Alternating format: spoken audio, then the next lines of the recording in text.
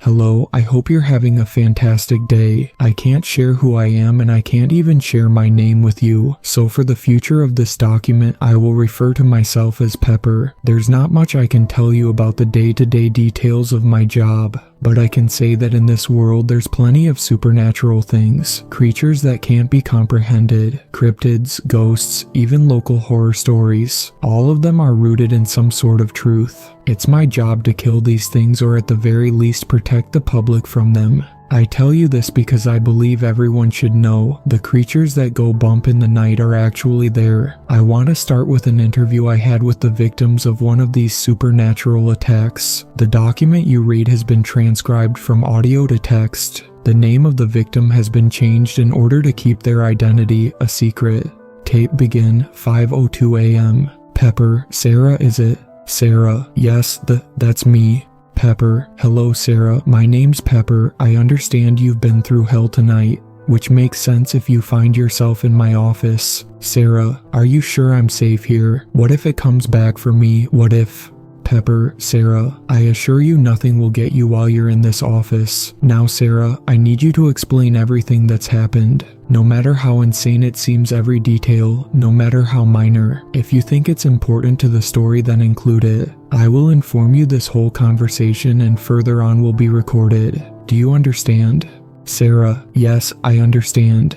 Pepper, good, please begin. Sarah, it started about 3 days ago. I was at Jim's Coffee on my way to work. There was this homeless man outside the shop. He asked if I had some change I could spare. Well, you see, I hadn't slept well the night before and was in a grumpy mood. I'll admit I was an asshole. I told him to stop being a leech and go get a job. He didn't like that. Grabbing my arm, he pulled me close to him. It was like the colored part of his eyes had disappeared, and he stared into mine. You should learn to be kinder, he said. It may not sound that scary to you, but something about the way he said it terrified me. I ended up skipping coffee that day. Pepper, this man, did he have any distinguishing details you can remember about him? Sarah, no, he seemed normal enough. Well, I guess he seemed pretty clean for being a homeless man. Pepper, interesting, please continue. Sarah, the rest of the day went on pretty normal. When I got home, my door was unlocked. It seemed weird, but I figured I just forgot. I couldn't sleep that night. I was so tired the next day that my boss sent me home and told me to get some sleep.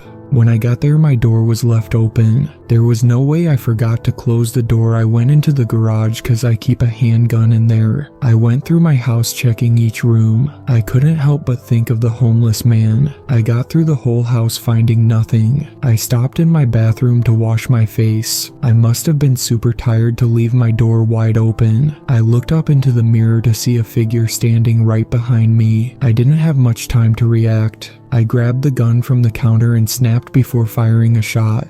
Nothing was there. All I did was put a bullet hole in the wall. I ended up putting some duct tape over the hole. I'll call someone in the morning. I wouldn't have been surprised if one of my neighbors called the cops. I didn't sleep again. I was stirring at every sound I heard. The constant feeling of being watched. At one point I turned over in bed to a shadowy figure standing in my doorway. I blinked and it was gone. I kept my gun on my nightstand all night. I thought there was nothing. No, I knew there was nothing to be worried about. I was just sleep deprived and I was seeing things. There was no one in the house. I was just worried and I got scared by some old homeless man.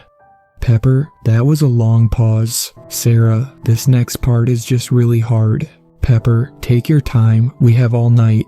Sarah, thank you. Morning came and I called someone to come repair the hole in the wall. I didn't want to be alone in my house anymore, so I asked the repair service if I could leave a key and they could just come into work while I wasn't home. They agreed, and I called my neighbor Scott to see if I could stay in his house for the night.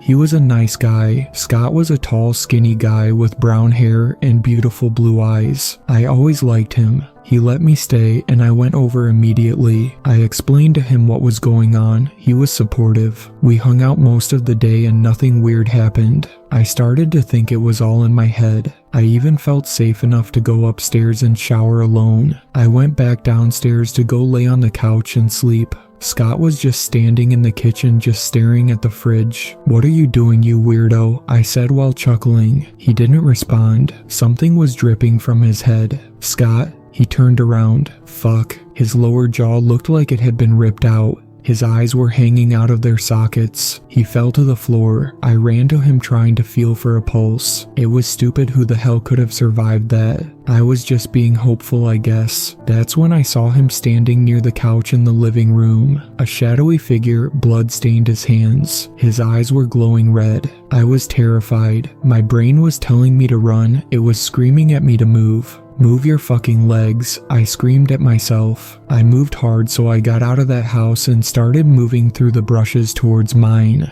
I looked behind me to see that creature behind me, its legs moving in ways that shouldn't be possible for the human body, almost like it had no bones, and the noise it was making. "Pepper, explain the noise, this is very important." "Sarah, it sounded when you slide something heavy against a hardwood floor and scratches it." "Pepper, shit." "Sarah, what do you mean shit?"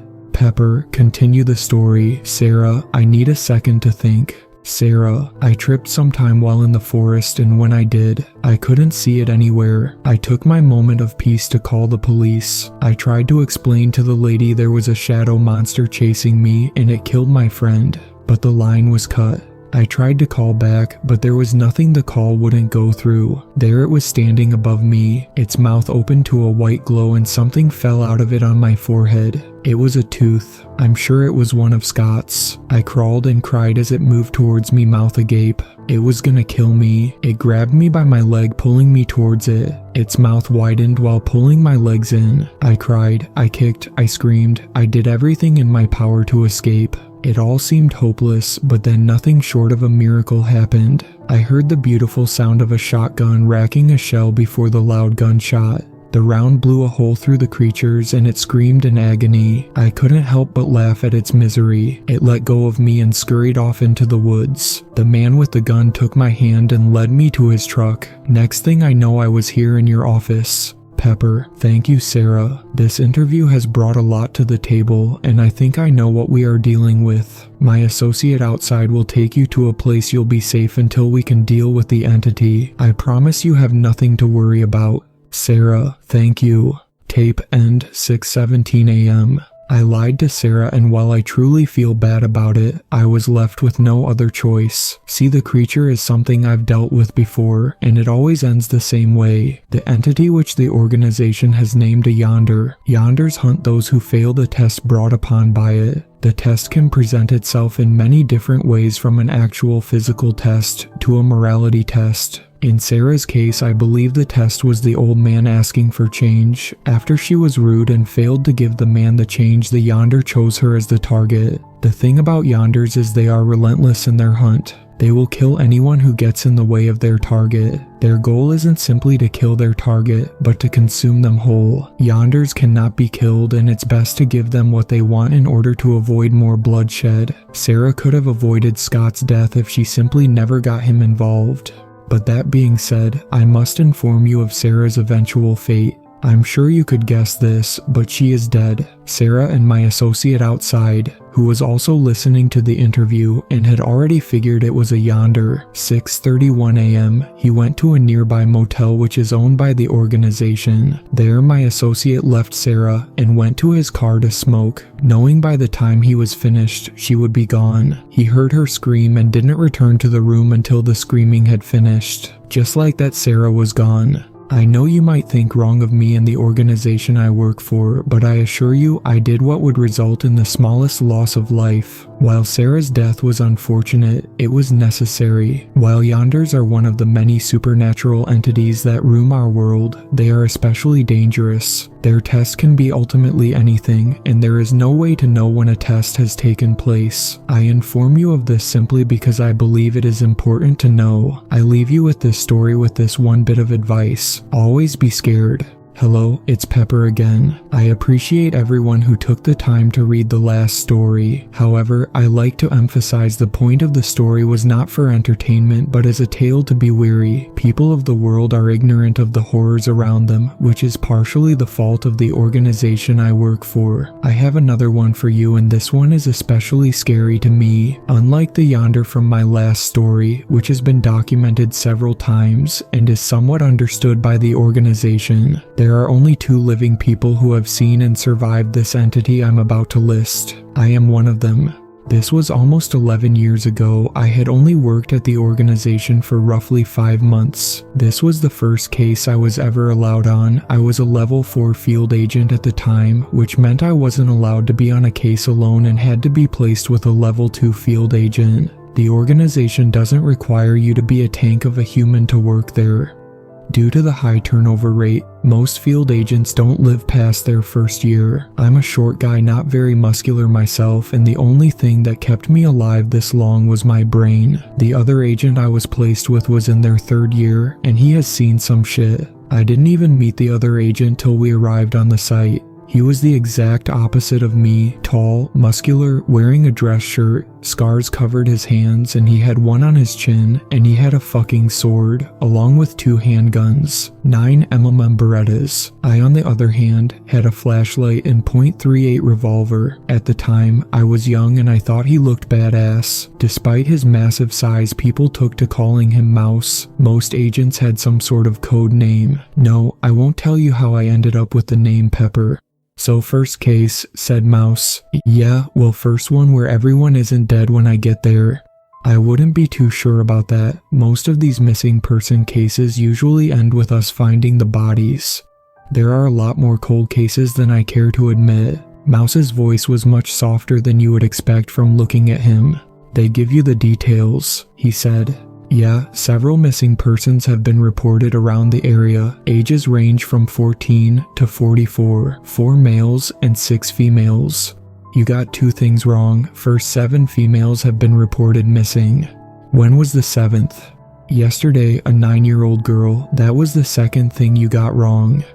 I know it's my job and all, but someone so young going missing kinda shook me. The worst part is she was almost definitely dead. If there was a chance she was alive, we wouldn't be here and the police would be dealing with it. Even knowing that information, I still asked, "You think she's still alive?" He ignored my question. I knew it was stupid to ask.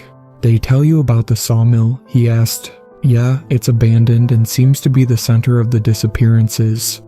There's a legend of a cult back in the 80s that used to meet there right after it closed down. Long story short, the cultists went there one night and they all just floated away. The lady who told me framed it as a way to keep kids away from the place," he said. "That's what I'd guess. You always listen to the legends around, especially if we're in small towns like this. Those legends can say a lot more than most people can. I learned to live by that rule. The sawmill is what you would expect from something straight out of the 80s. It was in surprisingly good condition for something abandoned for that long. There was a large wooden building surrounded by smaller ones. Large metal pieces stuck out of them. The whole place did seem eerie. I think we split and check the smaller buildings, then we'll meet at the large one," said Mouse. "Yeah, I'll take the left." I moved my way towards the building. It reminded me of a barn. It was red with white stripes and had 2 large swinging doors. Despite that, I decided to go through the smaller door on the right. It didn't want to budge at first. I had to put my whole weight into it to get it open. It fell off one of its hinges and kinda hung by the other one. The building was just for storage. It had a ton of logs. The wood had begun to rot and it smelled like shit in there. I pulled my revolver just in case. I made my way through the rows of logs, being careful to check each corner. At the end of the final row, I found what made the place smell so bad. It was a deer carcass. It was small and decaying. You would have thought it was young, till you saw its head in perfect condition. condition still with large antlers. I pulled my camera, which every agent had, took a picture for later. Besides that, there was nothing of interest there. I left and made my way toward the main building. I found Mouse at the main entrance. "Anything on your end?" he asked. "Found a dead deer," I said. "Yeah, mine was just for equipment storage. Nothing interesting. However, something's blocking the main entrance. We can't get in through this way. There is another door up to the right. It's on a balcony, so we'll have to climb." Like I said, not very fit, so climbing up was hard. Mouse, on the other hand, scaled the side with no effort. The door on the balcony wasn't even locked, and we made our way inside. In contrast to the outside, the inside was disgusting. It was old, falling apart, and full of dirt and cobwebs. What you'd expect from an abandoned building. In the area we were in, you could load the logs into machinery. The main entrance is where they would bring trucks to load the logs. Honestly, it seemed normal until we came across the stairs. These stairs lead down, and that made no sense. They have no reason to build a basement here. At least to my knowledge, they wouldn't. The stairs, just like the outside, were in great condition. They didn't belong there though. They were nice, like what you see in Victorian-style mansions. The wood was waxed, not scratched on them. I didn't want to go onwards. Seemed off. I told Mouse we should get back up first. He didn't listen and just started walking down the stairs. I followed. It got dark quickly. I pulled out my revolver and my flashlight. Mouse did the same, and I couldn't even tell you where he was storing that flashlight. "It's so dark, like it's eating the light," I said. "Yeah, it's too dark." The stairs went on for an impossibly long time. By the end, I was starting to get tired. I was so relieved when we reached the end. That relief was short. The room was way darker than the stairs. Even with the lights, we could only see 5 feet or so in front of us. We walked through the room. About every 30 feet or so, we would see a pillar. This place seemed wrong, like whoever built it didn't know what a pillar was even used for. Then we came across something. It was large and round and looked like an egg. I was the first one to touch it. It's squishy," I said. "What the fuck? Don't touch it," yelled Mouse. His face was pale. I looked back at it and I figured out why. The thing I was touching wasn't some weird blob like I had first thought. I saw the ears, the eyes, the nose. It was a human. Their head had swelled at a tremendous rate and their body had shrunk. They were floating almost like a balloon. It was horrifying to look at. "Kiki, kill me," it whispered faintly. It was still alive. Suddenly, the darkness seemed to fade and our flashlights were now able to shine up to 40 or so feet in front of us. Looking up, we saw more balloon humans. Off a quick head count, there were 11 of them, 7 females and 4 males. It was the missing people. One of them was visibly smaller and I knew it was the little girl. We were barely able to collect our thoughts before the humming started. It was off tune. Whoever was humming didn't have a human voice. We were snapping around trying to find whatever was humming. When my eyes met it, the singing started. My mother gave me a red balloon. Oh, we were such pals. Oh, I love this red balloon. Oh, it was my gal. Then I lost my red balloon. Oh, how the fun shall end. Oh, won't you be my red balloon? Oh, won't you be my friend? The entity's voice was scratchy. After finishing its song, it stood from its sitting position. We both had our guns locked on it. In its right hand, it held a pointy piece of wood, and its left held a sickle. I have a hard time remembering what it looked like due to the short time we had to look at it. It had on a green outfit reminiscent of the outfit Robin Hood wore in the cartoon minus the hat. It was short, maybe 4 feet tall. Its skin looked wooden like an old doll. Its eyes were human though. That's all the details I can remember. Mouse began yelling at it to drop its weapon. It took a step forward before either of us could react. It was on us. The sickle it held made contact with Mouse's left eye, blinding him in it. I shot at it twice. It was quick to react and threw the wood at me while dodging both shots. The wood impaled me in my stomach, making me bleed from my mouth somehow. It cut the holster with Mouse's sword and other handgun. They both fell to the ground. I shot 4 more times and even managed to hit its chest. A yellow viscous fluid shot out from the hole. That slowed it down enough for Mouse to play the hero card and grab it.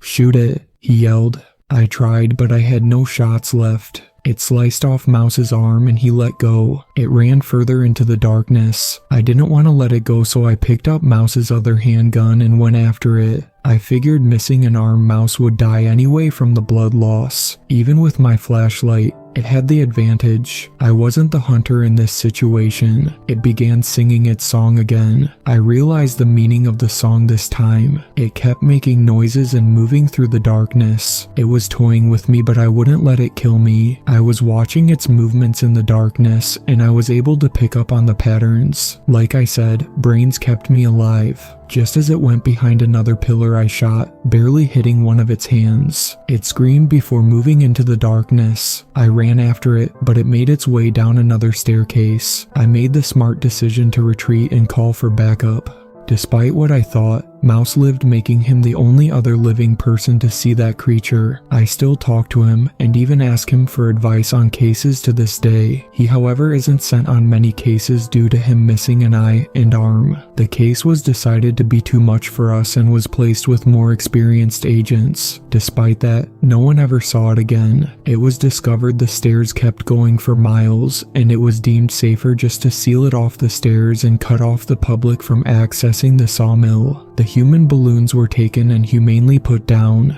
An autopsy discovered the reason their bodies had shrunk was due to their internal organs being sucked into their head, with any excess space being filled with a gas similar to helium. The fluid was tested as well as the finger of the creature, which I had shot off when I hit its hand. Its skin was similar to petrified wood, and the liquid inside was a slimy substance that has yet to be identified to this day. I often wonder whatever happened to the creature, most likely with its home being filled and no one will ever see it again. We never figured out how it balanified the others. Honestly, I think I'd rather not know. Working this job desensitizes you. I've seen so much fucked up shit that I think it's normal at this point. Just the other day I was taking a recruit on his first case and we came across a mangled corpse. I was confused as to why he threw up. I see worse stuff than that at least once a week, but that made me remember I was like that once. I was that scared kid who couldn't understand how a creature could do that. So I sat there and I tried to remember the shit I shut out. This is my story, and I don't mean some cases I choose to forget. I mean my personal story, how I ended up working a job where almost dying is pretty common, and the life and the people that I'd much rather stay forgotten. I was 20 at that time and I thought life was amazing. I was broke working a dead-end job. My family had long disowned me and my only friends were junkies and alcoholics. So why did I think life was so great? Well, it was cause I had her, my beautiful girlfriend, Josephine. I can see her now, her purple hair up in that messy bun, her snakebite lip piercings, her clunky glasses, her brown eyes. I miss those things. She was shorter than I was, and I think that's one of the things that drew me to her. But then I got to know her and we clicked. We dated for 2 years, and she moved in with me and my roommate. She was broke too, but our struggle kept us together. She liked Mike, my roommate. She tried even harder than I did to get him off the pills. But enough of that, cause that night would be the best night of my life. I saved enough for a ring and I was gonna take her to the fanciest place in town and propose. I was a mixture of excitement and anxiety. I framed the whole thing as a celebration of the promotion she just got.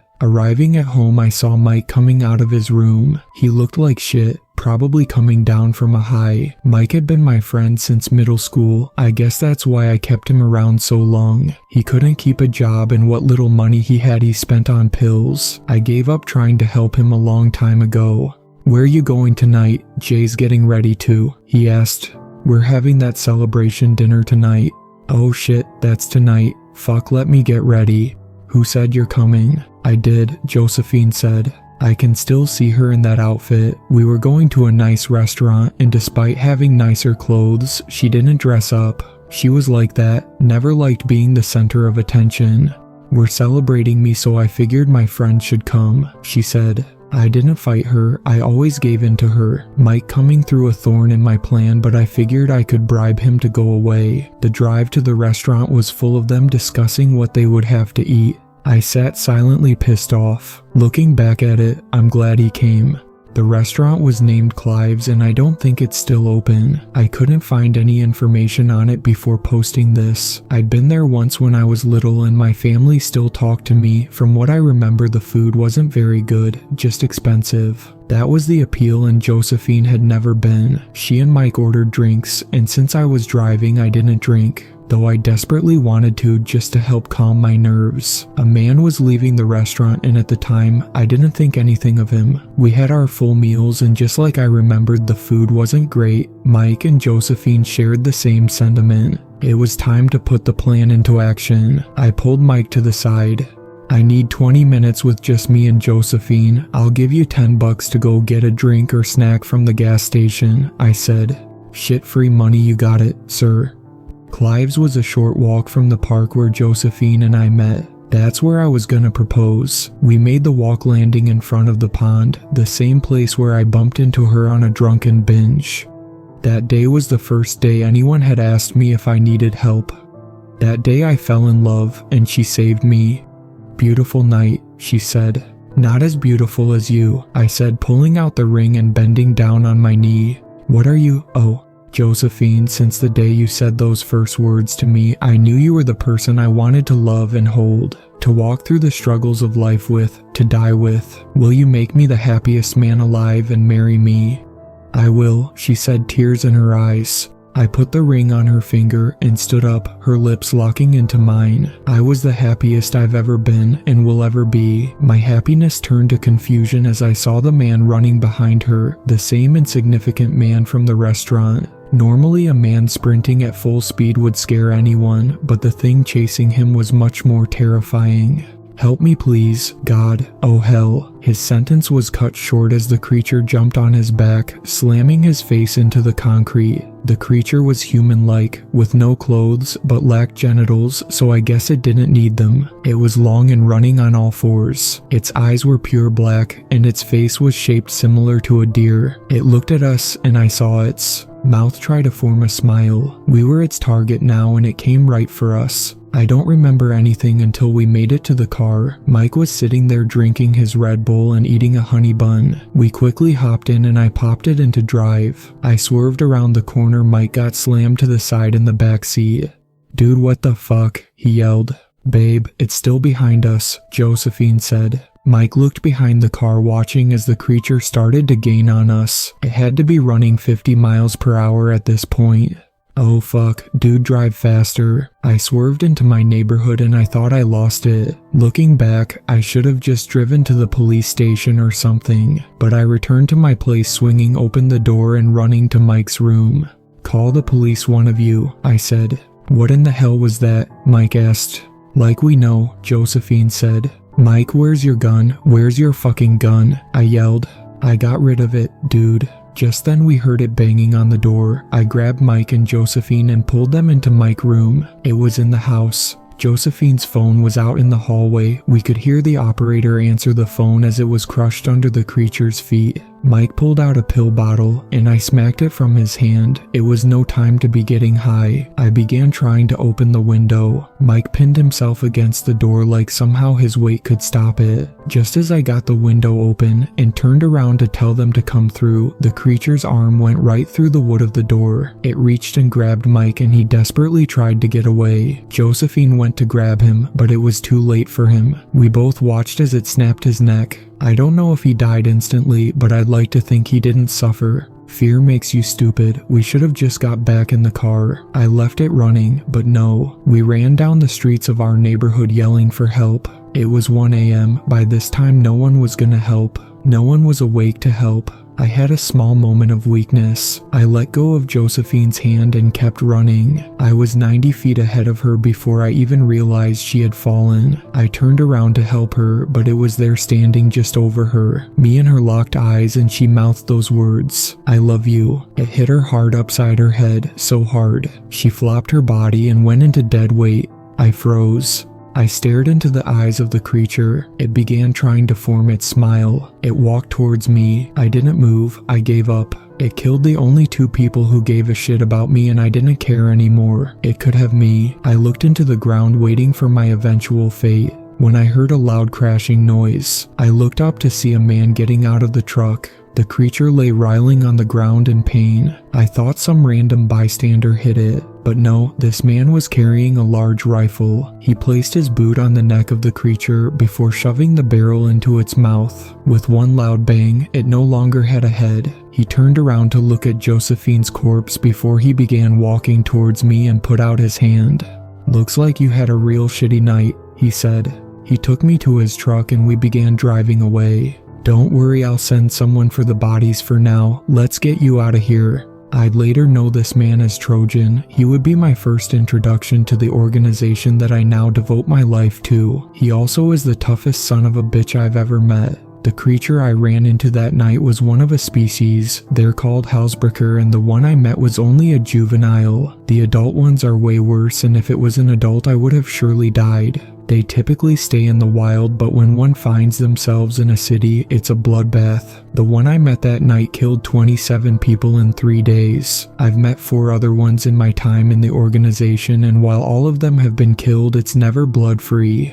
I tell this story now cause lately I feel like I've been losing my humanity. While it is beneficial in this job to hold no emotions or attachments, it's not good for a human to forget who they are. I usually don't like sleeping. It's time I could be working. But tonight I want to sleep, and even more, I want to dream of my friend. He was a junkie and a loser, but he socked someone in the mouth for even looking at me wrong. But what I want more than anything is to dream of her, the girl who changed my life when I had nothing. I no longer want to forget who I used to be, so please, if anything is up there, let me see them one more time.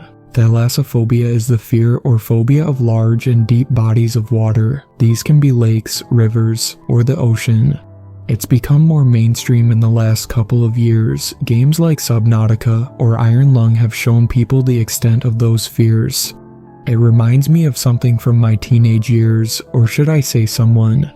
Charles was my friend and he had thalassophobia. Like many people with the phobia, Charles was brought on by trauma. When he was only 8 years old, his father attempted to drown him. I didn't know that at the time, but to my friend group, Charles was the kid who was scared to go swimming. We tried several times to take him swimming and he'd always fight him on it. If we could get him to go, he'd sit on the sidelines. One day someone had the bright idea to force him to conquer his fears. So we drove him to where we'd commonly go cliff diving, blindfolded him and took him to the top. He fought us at first, but I convinced him to jump, and we all jumped. As I looked at him treading water, he had a smile on his face. But just as quickly as the fun started, it ended. Charles went under the water and never came back. The authorities chalked it up to him drowning, but none of us were convinced he was pulled. They never found his body. See, to me, the fear never came from what was in the water, but what could come out. I just finished my most recent case, and the creature I'd been hunting had the highest kill count of anything I've encountered.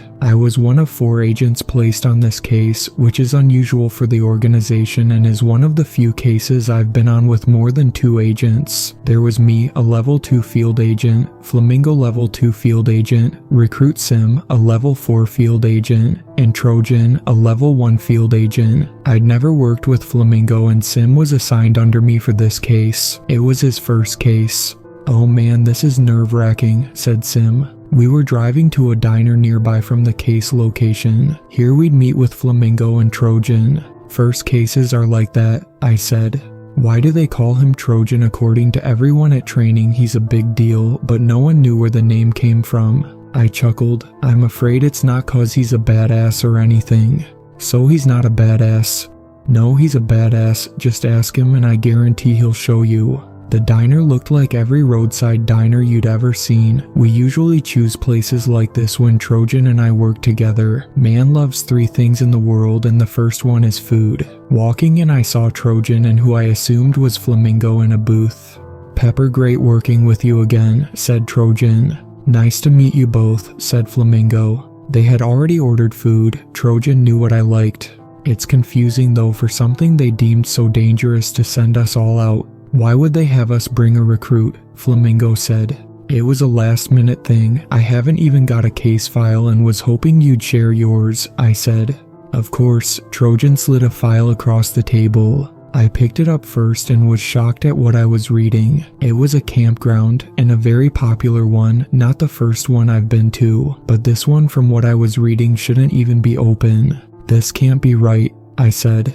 Yeah, I thought it was a mistake too, said Flamingo. 312 missing persons in the last year. This place stayed warm year-round and was very famous. People from all over the world came to visit. But in no world should this place still be open. I handed the file off to Sim and he seemed just as surprised. You can see why they wanted all of us. Normally they'd just send me, Trojan said. I spent the rest of the meal going over the file with Sim. Arriving at the camp, we were to meet with an organization plant who worked as a forest ranger. The organization placed several people in different national parks. Parks can be a breeding ground for entities. The park grounds surrounded a large, beautiful lake. People were kayaking in it, and everyone around looked like they were having fun. I was just pissed they still had it open. I was asked to meet with the ranger while the others unpacked our stuff to put it in the cabins we were generously given for the case duration. You fish? I confusedly asked. I know the name's fucking stupid, he said. Ain't the dumbest one I've heard, I said. Look, I gotta make this brief. I may work for the organization, but I still got a park to manage, he said. I understand. Something's taking people in the night, and despite my protest, we can't get them to close the damn place down. It ain't uncommon for people to go missing, but we used to get 20 or so a year, not 300. I don't know why it took the organization so long to send you guys. We have a body that ain't the first one found either. It's over in a shed off to the east. We also have someone who claims to have seen some creature in the ranger station. I suggest you all start on those, he said. I appreciate the information. I made my way to the cabin to meet the others. Entering the cabin, I heard Sim ask, "Why do they call you Trojan? It's killing me to know."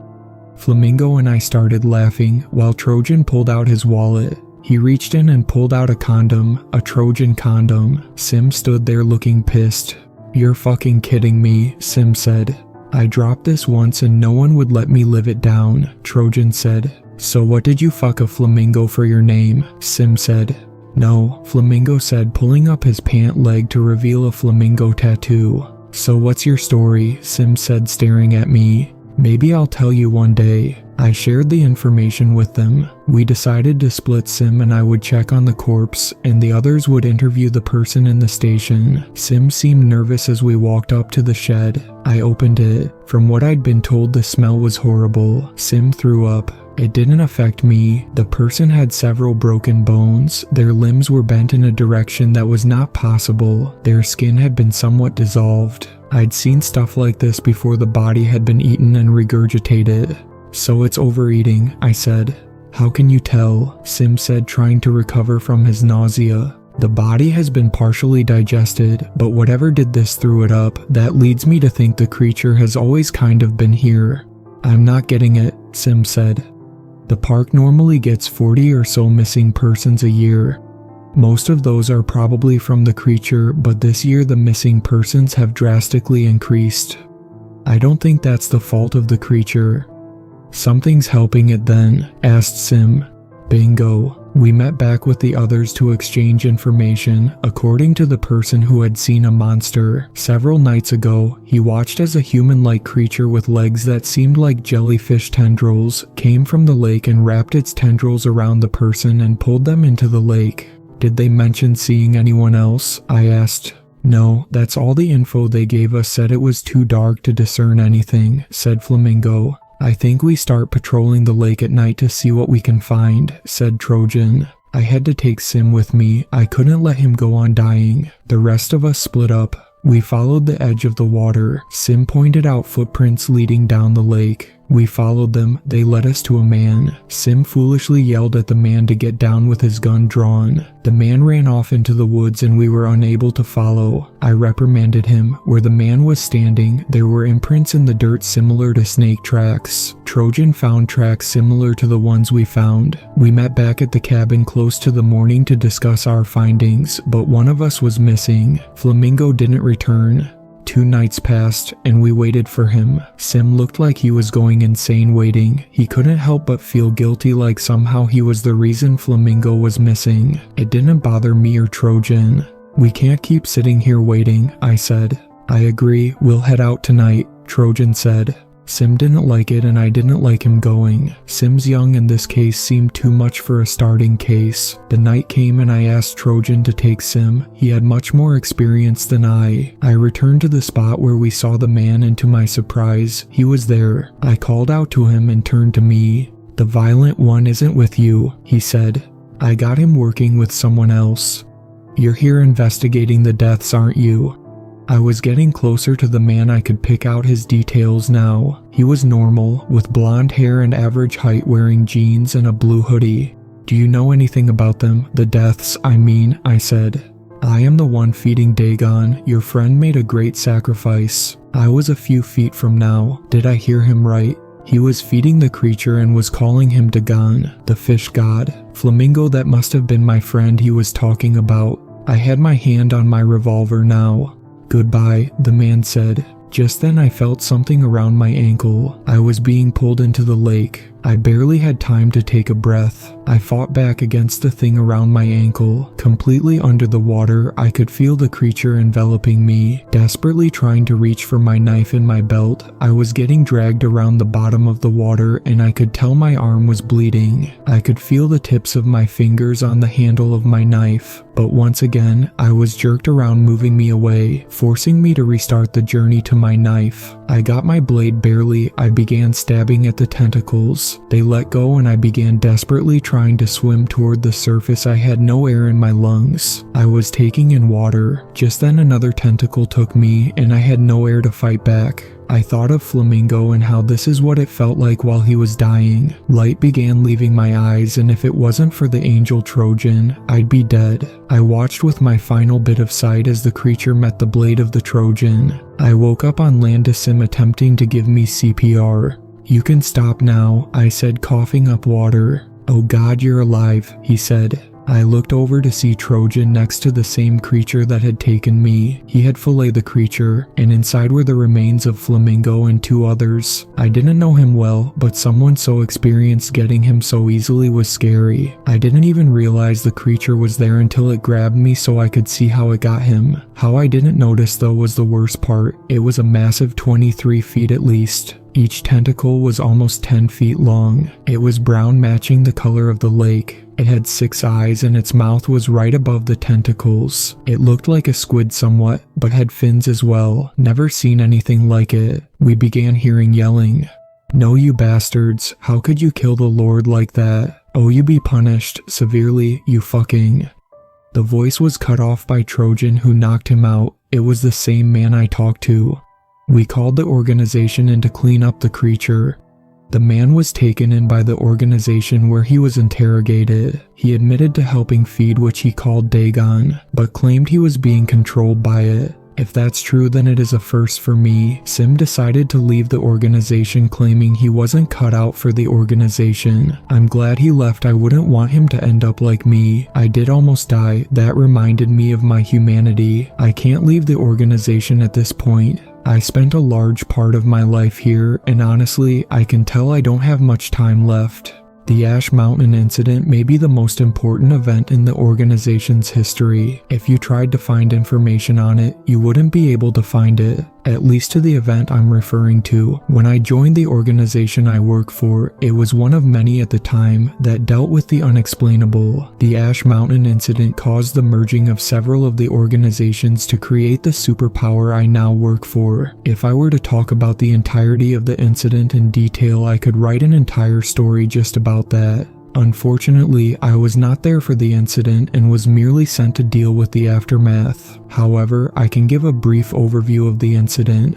The Ash Mountain incident. February 1st, 2014, 3:17 a.m. An unknown entity arrives through a hole producing a dark gray smoke in unnamed national park and is spotted by a fire tower ranger. The ranger radios to another tower and both check on the smoke. Upon arriving, they are faced with the creature. Upon making contact, one ranger solidifies into a gray statue. The second ranger touches the first, causing him to turn into an ash cloud. Ranger retreats, calling for local law enforcement. In the meantime, the creature begins making its way toward a nearby campground. One by one, it begins turning people into ash statues. When local law enforcement arrived, the creature already turned 31 people into statues. Law enforcement engages the creature. It turns 5 officers before it's injured and pushed into a nearby fallout shelter where it remains. You just read the basic case info that anyone joining the organization can access, but the paragraph doesn't prepare you for what the place looks like. In the following days, several organizations entered the fallout shelter to go after the creature. 11 days after the incident, I was sent in. I wasn't alone, sent with 2 other agents, Trojan and Wolf. Trojan was already a level 1 field agent, Wolf was level 3, and I was still level 4. We were next up on the list to go after the creature and to prove our organization was on top. We arrived near the entrance of the fallout shelter. The people weren't the only things that were ash, tree, flowers, grass. Anything living around the area had been turned into an ash statue. Like a raging forest fire had moved through the area. We made our way towards the bunker entrance. It was a large metal hatch on the ground. Looks like a cellar. Are we sure it's a fallout shelter? Wolf said. He had a deep southern accent.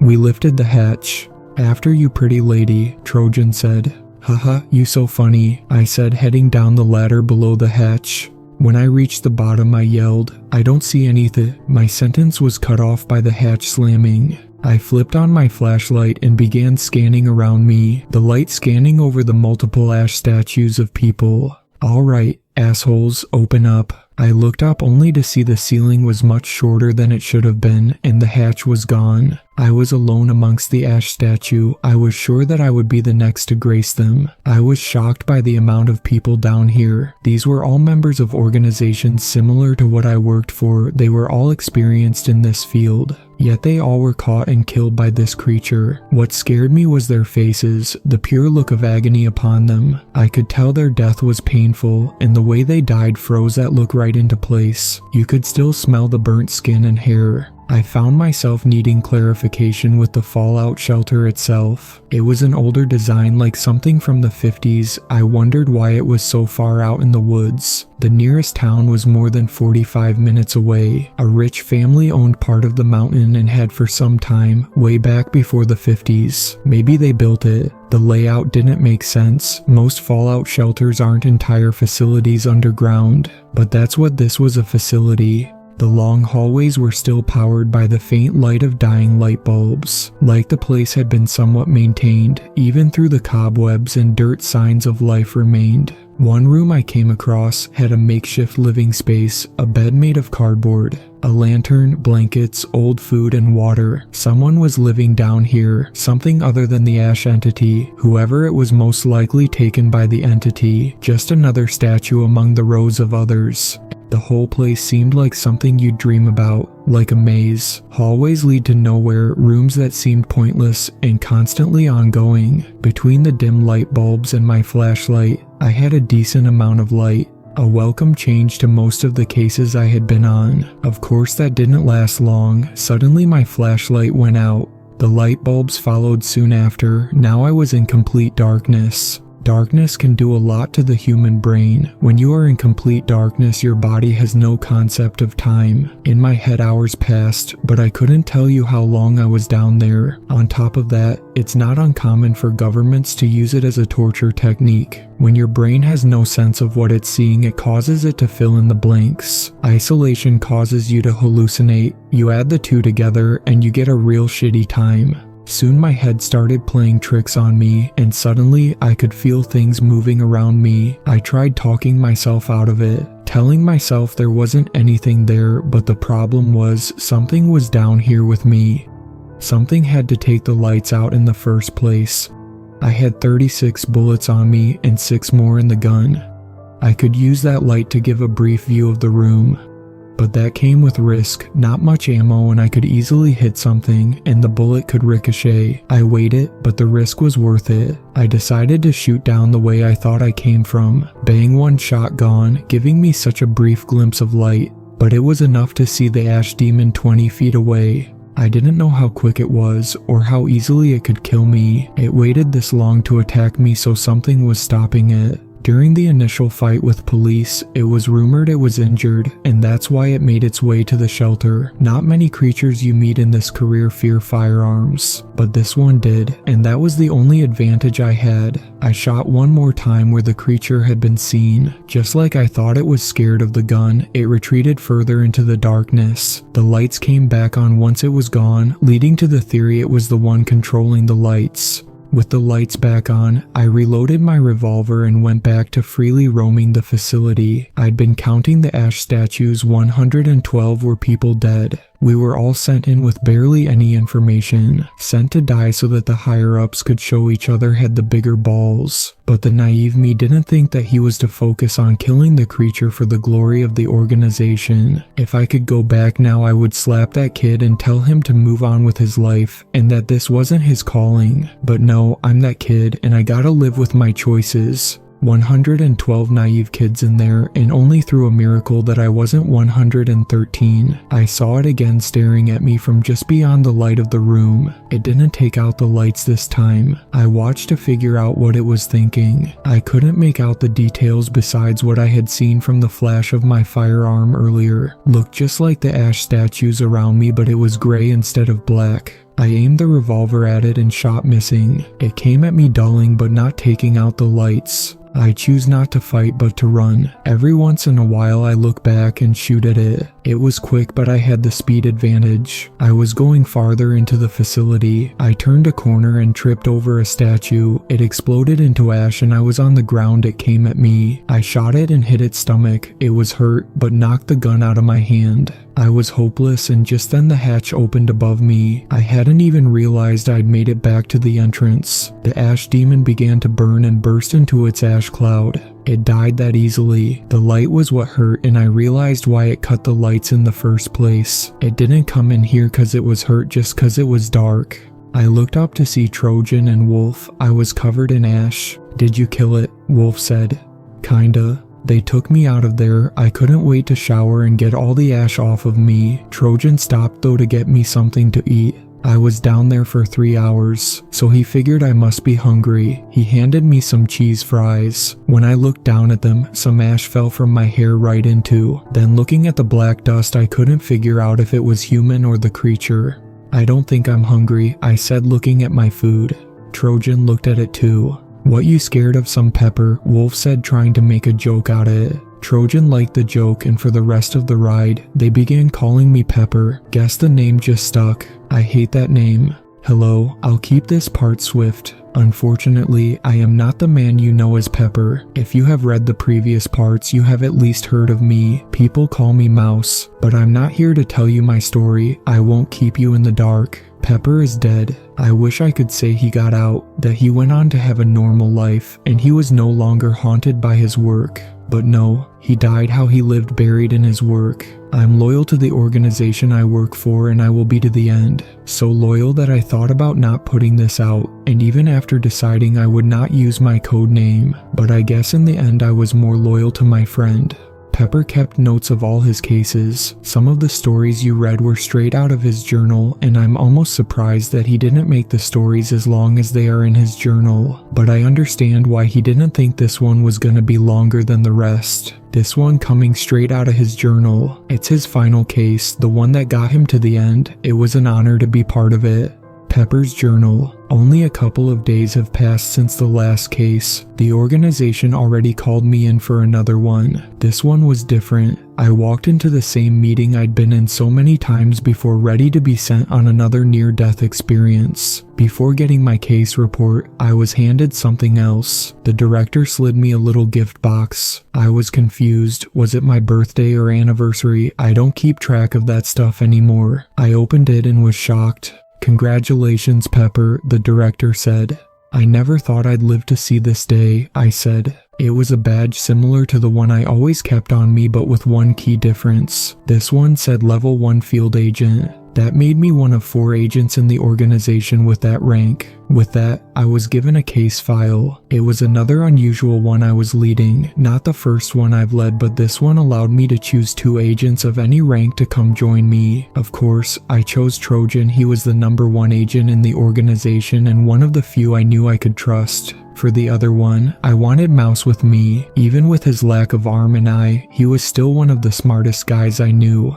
Through experience, I've noticed something. It doesn't matter if you are Christian, or if you are Buddhist, or if you follow Norse mythology in some capacity, they are all right. That even includes the demonic. You may think that's a little silly, but I've seen demons and I've killed them, but the problem with fighting them is if you do not believe that a cross will kill them, then it won't. That's the struggle of making yourself believe. You might think that after doing it once you will be fine to do it again, but it is not that simple. Demons are the easiest thing to identify for organizations. Unlike everything else, we deal with the purely in it for the sport to make you feel pain. So when the case file said most likely a demonic force, I got ready to fight a demon. Guns, knives, and explosives are all useless. Just like that, I stood in front of the site with both Mouse and Trojan. We all had nothing but a cross in our hands. I never believed in religion until I got this job, Mouse said.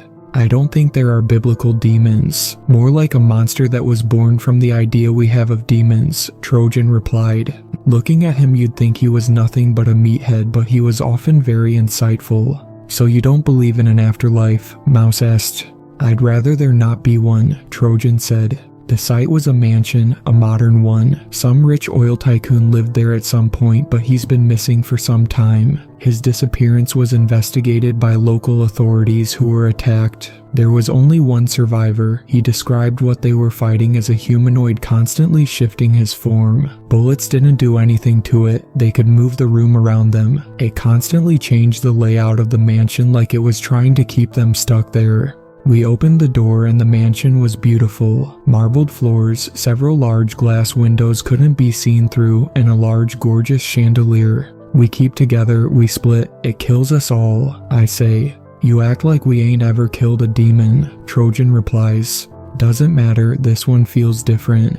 Lead the way, Mouse says. I take a marker and begin marking the rooms we go through as we wander the mansion. This paid off. I saw one of the many marks I put on the next rows we went in. We were traveling in a straight line through the room although we'd come back to the room we'd been in. I then traveled backward into the room we had just come from. It was different. It was already shifting rooms and we hadn't even seen it yet. But this proved it had limits. It couldn't add new rooms, just rearranged what was already there. But also proved it was watching us. That made me guess one thing. It was with us in the room. It can shift forms. That doesn't mean it's limited to human forms. I scanned the room where it was. We were in a type of living room. It had something out of place, something that didn't belong. Journal end. At this point, Pepper stopped writing. He was always putting down notes in his journal. He wrote everything down. I asked him once why he did it. Why did he have to document everything? He said someday someone's gonna read it, and maybe my experience can save them. That's the man. He was always thinking of others. It was unusual that he stopped writing. I guess he knew what was coming. From this point on, the events of the day are from my point of view. I had come to the same conclusion that it was in the room with us, and before we could figure out what it could be, I watched as Trojan. No, his real name was Michael Avernatch. I watched as the strongest man I had ever met. The man that seemed unkillable was punctured through the chest right through his heart, and if there was God, he blessed that man, cause not even that could bring him down. He swiped around, pulling the cross from his belt. The end of it was pointed. He shoved it down at the demon. It dodged back, placing itself into the next room. Demons aren't what you think they are. The red humanoid isn't accurate. They're more of a shifting mass of gray goo that can change its shape. This one hid in the shadows of the curtain, perfectly forming in the shape of the shadow. You alright? Pepper asked Trojan. I've had worse, he replied. At first I thought the wound had hit his heart, but it narrowly missed. It didn't seem to affect even as blood poured down his chest. He stood there as if nothing had happened. We went in the direction after it. I've never seen that before, Pepper said. Seen what? I asked. A demon like that, they're smart but not so smart as to shape themselves into a shadow. This one is far beyond anything I've dealt, Pepper said. On top of that, they're not ambush predators. Those things feed on fear, Trojan replied. I'll admit it, in my career I've never met or dealt with a demon, so I'm not very knowledgeable of what they're like. But I got what they were saying. It's not a demon, is it? I said. They didn't answer, but the silence was enough for me. It meant we were even more underpowered than we thought. The one weapon we thought we had, the cross, was useless and was just a knife. It can shift form, it can control the area around us, and its look can be mistaken for what we know as a demon. That left me with one out there theory. It's a copy, I said. Copies are monsters that are ambush predators, and they are devilishly smart. They have a unique trait in that they can take the form of any non-living thing but can take the forms of living things if one condition is met. They have to eat whatever creature they are mimicking, but from there, they can make the noise, they have the looks, and can even take on the memories of the creature they ate. If it ate a demon, it would solve every question but one: how is it shifting the building? Pepper said. My theory didn't account for that, but at the same time, copies aren't necessarily strong creatures, especially compared to demons. A few bullets should take them down, but the police officer said guns were useless. Demons are otherworldly. You think a copy eating one could change its biology, Trojan said. We have no way of killing it. We need to attempt to leave, Pepper said. No, I got a way to kill it, Trojan responded. Pepper looked down like he knew exactly what he meant, but despite my prodding, neither would tell me. We came across it again in the same room where the mansion began, with the beautiful chandelier. It was in its normal form now, what you'd expect a copy to look like. A skinless man running on all fours. When they were in this form, they were much stronger and faster. Trojan squared it up, but instead of fighting, he stood there and let it take him, giving both of us a smile as he did so. The way I wish I could explain how it unhinged its jaws and swallowed him whole. I'd worked with him a few times, and Trojan was always one to fight. He was unnaturally strong and durable. He could take a hit no man could. He gave up. I stood there terrified. No, he gave us a fighting chance, Pepper said. I didn't understand at the time what that meant. It was only after the case was over that I was able to look into Trojan's file. It made sense where his unnatural abilities came from. He was born into a cult that worshipped a large fly-like being they called the One. When he turned 18, he was given as sacrifice to this creature, but instead of willingly dying to it, he chooses to fight. During the fight, he managed to kill it, and the creature's blood mutated his DNA, giving him his intense strength and durability in his blood. That anytime an unexplainable creature took from his blood, they were severely weakened. Pepper never told me this, but it's clear to me now he knew. Just in case you're wondering, after Trojan left the cave of the creatures, he turned on the cult and killed them all. Sometime later, he was found by the organization. His blood was potent. Shortly after he was gone, the creature began to writhe in pain. Pepper took no time to let it recover, charging at it with his crucifix blade. Before he reached it, the creature shifted the room. Suddenly, we were falling toward the ceiling. I landed inches from the chandelier, glass shattered, and I fell among it. It cut into my good arm, making my body even more useless than it already was. At that moment, I thought, I don't know why Pepper brought me. There were better options than me. I tried pressing my feet, but the damage to my body was too much. I was losing a lot of blood, focused on attempting to stop the more dangerous holes. I looked over to see Pepper, more cut than I, but he wasn't deterred. He held a piece of the shattered chandelier. The copy was much more weakened than I previously thought. He fell to the ceiling with us and was cut by the shattered glass of the chandelier, but it wasn't moving. Pepper took the glass, standing over it. He stabbed the glass straight into the creature's head. Just at the moment, the glass met with the head of the copy. It turned its hand into the same blade that stabbed Trojan, but unlike Trojan, it didn't miss the heart. It all happened in a second as both of them stabbed each other. Unable to move my legs, I crawled to him, desperately clinging to the hope I could save my friend. He fell to his back. I made it to him. I took my phone, calling for backup, telling him it'd all be okay, someone was gonna save him. He grabbed my hand and stared at me, and at that moment I knew he didn't want to be saved. I tried to hold back tears as he told me, "Don't worry, I got some people waiting for me." At that moment, Ken Dean Olsen, otherwise known as Pepper, was dead. I wouldn't bother trying to figure out anything about him. As far as I could tell, the organization already scrubbed him from all records. A ceremony was held for him and Trojan, and it was a lot for everyone who knew them. I was given the option to retire after it all. It is a rare honor, one I don't think I deserve, but I took it. I plan on taking a trip, thinking maybe to Ireland. I wanted to tell you his final story, cause I know he wanted people to know about this underground world. I miss him. It's not been long, but I don't think that will go away. I hope wherever he is he's happy, and I hope he got to see his wife and his friend once again.